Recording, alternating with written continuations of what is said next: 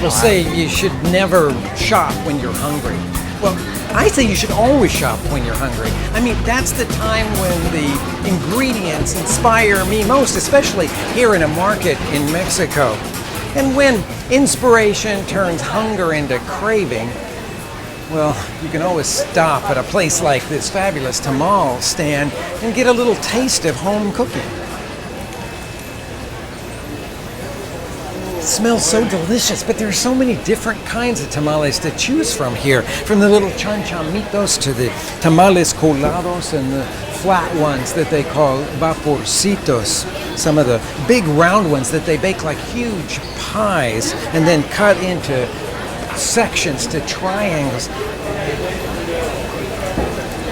It's like it taps into some old memory. Older than this market, older than Mexico. It takes me back, way back. Tamales are like that. So that's the thing about Mexico. The past is, well, present. And here in the Yucatan, well, it's more thrillingly present than you can imagine.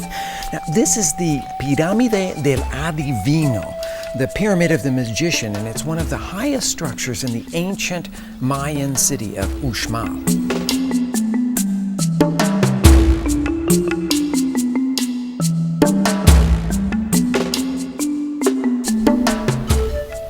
Now, this is one of the most beautiful archaeological sites in Mexico.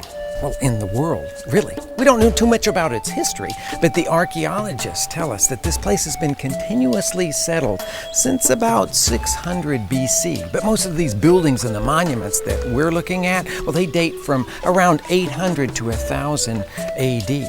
Now, water was scarce here at Uxmal. Most of the great Mayan cities like Chichen Itza, they were built over cenotes, those sinkholes that open up onto the underground rivers. But here at Uxmal, there was only one source for water, and that was rain, which explains why the great rain god Chak, the serpent of the sky, was so revered here.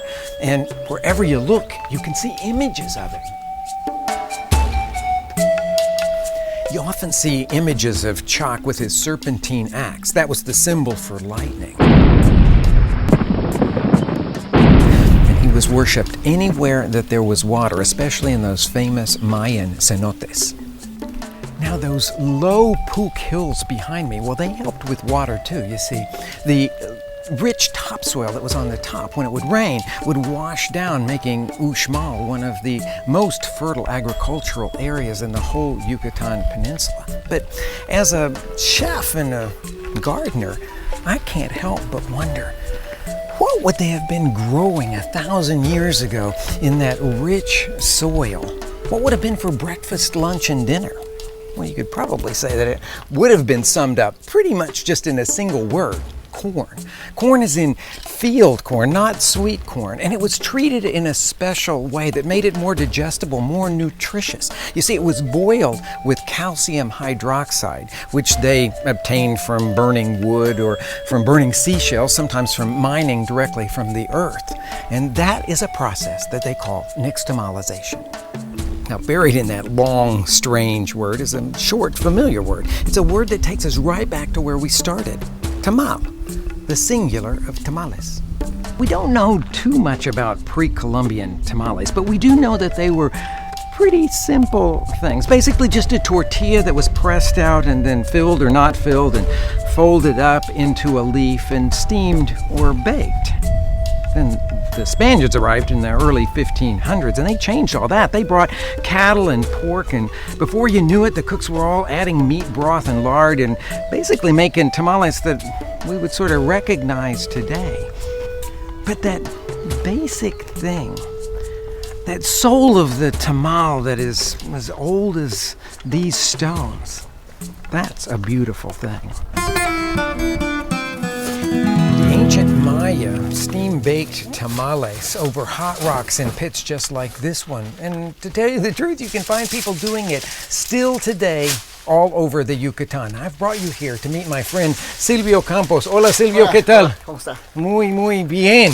This guy's a great cook. In fact, he owns one of the best stalls down at the Tishkokob market doing all kinds of prepared foods. And one of his specialties, besides all of the other great Yucatecan dishes, is these fabulous oversized tamales that they make a lot during the Day of the Dead celebrations. They're called inmuchipollo. And when he gets these very aromatic habin leaves off of here, what we'll find underneath are these banana leaf wrapped packages like that. Look at that.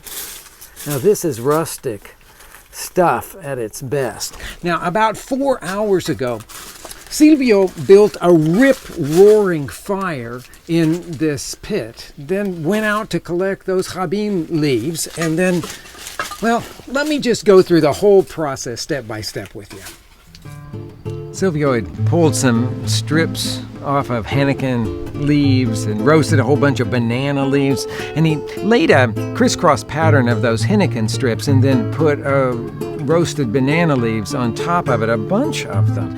And then he started forming a little boat in the middle of those banana leaves using a masa preparation. It was the fresh corn masa that had been mixed with some lard and some salt.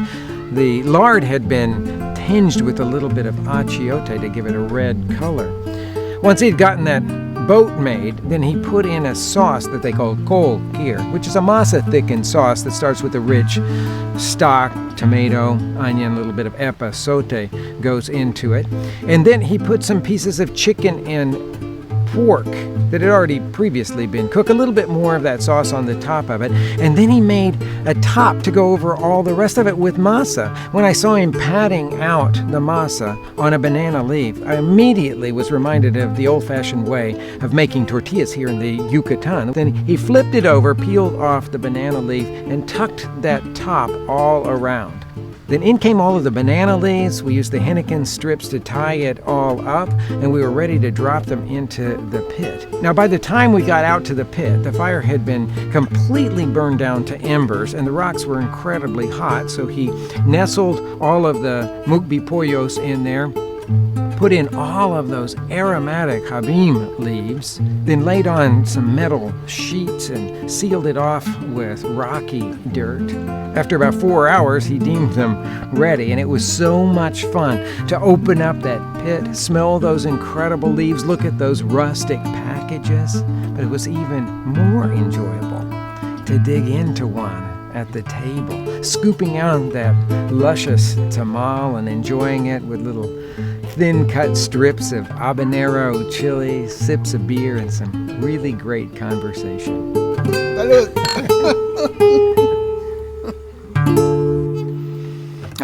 The aroma of achiote and of banana leaves, they're so quintessentially Yucatecan. But you don't have to go to the Yucatan to experience them. The really cool thing is that achiote and banana leaves are quite readily available in the United States these days. And when you work with banana leaves, you'll oftentimes find them in these packages in the frozen food section of Asian or Latin grocery stores. They're really fun to just kind of unwrap here. You can see that they are part of huge trees, and you're going to cut out chunks of them to use if you're going to use these for wrapping tamales. I'm going to cut a square that's about 12 inches there, and on one side you'll see that there's a very tough section where it was connected to the main stalk. Now, to soften them so that you can actually use them easily to wrap tamales, I just like to run them over an open flame. You can also put them in a steamer and steam them, but you see how beautifully brilliant they are, how all the oils come to the top, and that says that they're now soft enough that we could use them to wrap tamales. Or you could use them to line a steamer if you're going to put banana leaf wrapped tamales in there. This may look kind of odd to you. It's an Asian steamer, but it works perfectly well for tamales. If you can't find the big barrel steamers that they use so much in the Yucatan, anywhere in Mexico, an inexpensive one of these can be had at any Asian grocery store. Now, I'm going to show you a tamal that's probably unlike anything that you have ever had before. In fact, we think of tamales as being made from the corn masa that's beaten up and then put into banana leaves or corn husks and then steamed. But I'm going to show you a cooked masa tamal. Think of it as sort of like a polenta style tamal. And the really wonderful thing about this is that you can make it very easily out of the instant corn masa mix that you can find in practically any grocery store. So what I've got started already for making this is 6 cups of broth here, and I'm going to scoop into it our instant corn masa mix. A little bit of salt will season it, about a teaspoon of salt.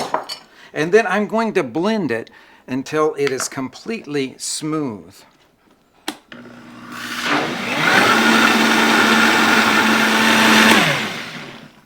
Now I'm going to pour that into a saucepan and turn on the fire to about a medium. Scrape in a little fresh rendered pork lard. That flavor of pork with corn masa is a winning combination. And then whisk that until it comes to a simmer. It'll thicken up like polenta at that point. Boy, look how beautiful that mixture is. It sort of reminds me a little bit of cream of wheat. Well, it's ready now, so I'm going to set it aside. And back here, I've got some chicken breast that I've cooked in a little chicken broth. I let it cool down so that I could take it out and shred it coarsely to use as part of the filling for these cooked masa tamales. The ones called Tamales Colados, or strained masa tamales in the Yucatan. Now you're going to see something that you'll kind of recognize here. I'm going to pour the broth used for cooking the chicken into the blender, put some more of that instant masa mix with it, and then I've got the package of achiote, that aromatic achiote, and I'm going to take a couple of teaspoons off, break it off, crumble it up into the blender here. Now that's got all kinds of spices and garlic and salt. I'm going to sprinkle in about a half a teaspoon of salt and blend it until it's completely smooth.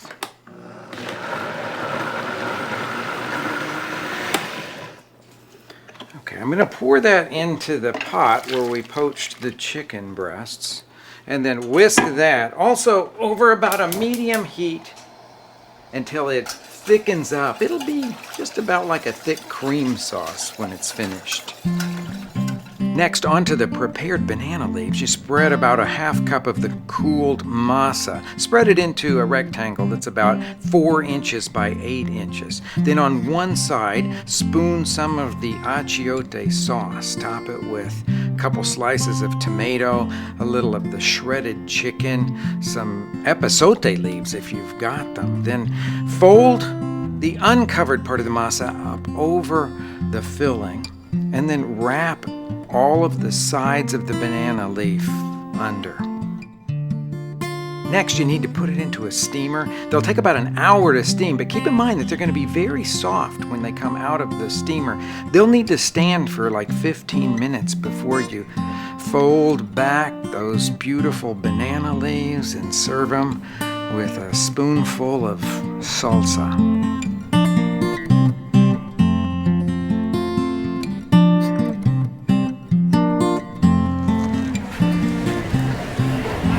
Okay, so you remember what I was telling you about chalk and, you know, the rain god and how precious rain and water are here in the Yucatan?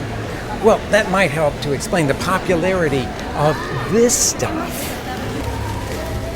It's chaya, or sometimes called tree spinach, and it's one of the most important, certainly the most delicious of the culinary legacies that were left by the Maya. Now this plant, the chaya plant, it grows like a small bush and it's incredibly drought resistant. In fact, the stuff grows like weeds all over the Yucatan, so you're going to find wild chaya plants everywhere.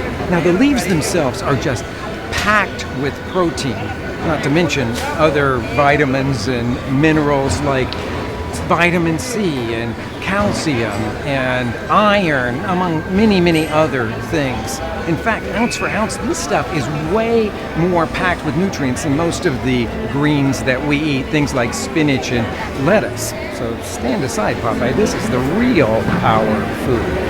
You know, they also, in ancient times, brewed a medicinal tea with chaya leaves. Locals still do it. They say that it'll cure everything from diabetes and obesity to kidney stones and eye problems.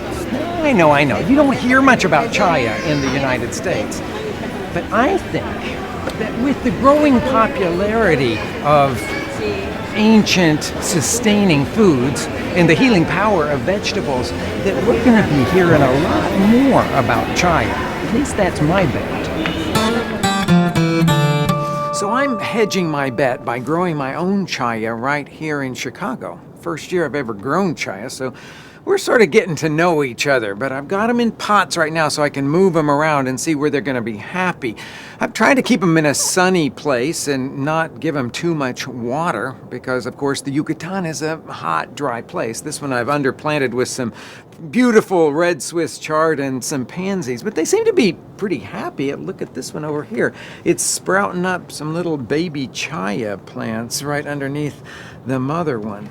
Now, I just bought these over the internet from a place down in Florida, a nursery down there, and they came through the mail. Everything seemed to be fine, but a couple things that you need to know about chaya plants. The wild ones have these little hairs on them that can really irritate your hands, sort of like a stinging nettle, but the domesticated ones are smooth, making them safer for your regular garden. But all chaya leaves have toxins, so they got to be cooked before you eat them. Now, all over the Yucatan, one of the most beloved dishes is a tamal that's made with chaya, one of my favorite dishes, too. In fact, I think it's about as close as you'd ever get to tasting what the original Mayan tamales would have been like. It's basically corn masa, fresh corn masa, that's flecked with little bits of chaya and then wrapped up in banana leaves and steamed. They call it zotobi chai for chaya, but most of us can't really get chaya, so I'm going to make it with chard today. Now, even though it's a really ancient-seeming preparation, it lends itself to an absolutely beautiful presentation that's worthy of our fine dining restaurant, Topolobampo. But first, to a couple of ingredients that we're going to use for the classic filling for zotobi chai. The first is pumpkin seeds, raw pumpkin seeds that I'm going to toast here. Once they first start popping, that'll take a minute or so over the heat, then you just toss them in the pan until all are popped. They've turned from flat and green to a kind of golden brown and round. I'm going to turn that temperature way down while we talk about the other classic ingredient here, and that is hard-boiled egg, chopped up. I like to cook them for about 11 minutes or so. And now on to the batter for zotobi chai. The zotobi chai starts with tortilla masa. I've got the fresh masa here. It looks a little bit like Play-Doh. And I'm going to beat that with a spoonful of fresh rendered pork lard. Vegetable shortening could work here, but it wouldn't give you the same kind of flavor. And a good sprinkling of salt. Put that onto the mixer. I'm going to add to it a little bit of water because the end consistency should be about like soft cookie dough. Okay, the masa's ready. And now on to the chard part of it. Put that over there. Here we've got some green Swiss chard, not the red stuff. For this kind of a preparation, the red would just bleed into it. And I'm going to thinly slice that chard. I need about 2 cups of it. Then the chard goes right into the bowl with the prepared masa. And off we go to the banana leaf wrapper that is classic here with zotobi chai. So once that all gets mixed together, take about 1/4 of a cup of it and put it onto banana leaves. These are prepared banana leaves cut into little squares, and spread that into around 4 to 5 inches. So we're making basically a little tiny tortilla here. Now I'm going to sprinkle on those 2 filling ingredients, the toasted pumpkin seeds and the hard-boiled egg. And then we're going to enclose it by just taking 1/2 of this and putting it and folding it over. Peel back the banana leaf, and then the same thing on the other side. Make a neat little package there. Fold that over. Then the 2 ends go under. And once you've made all 12 of your little zotobichayes, slide them into a steamer. I'm using a commercial steamer because I'm cooking in our restaurant here, but any steamer will do. And let them steam for about an hour.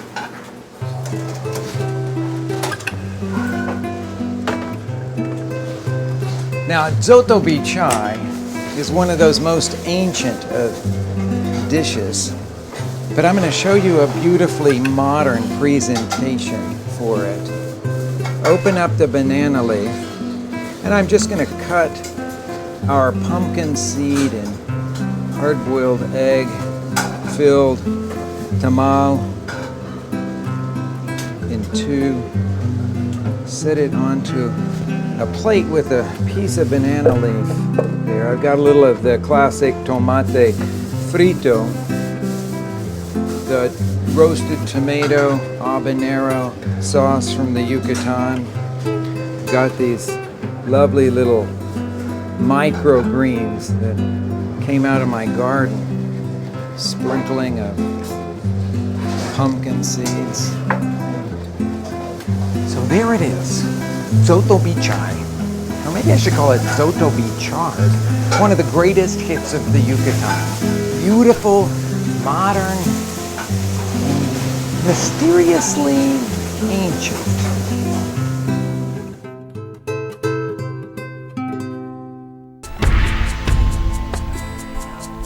After all, that's what makes the Maya so fascinating, the mystery. Just think about it. At its peak, Uxmal was a bustling town of 25,000 people. But by the year 1000, it was all but abandoned. And why?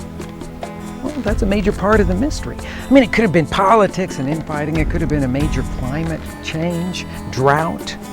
So even though we may never know why the Uxmal Maya disappeared, there's one thing that we do know.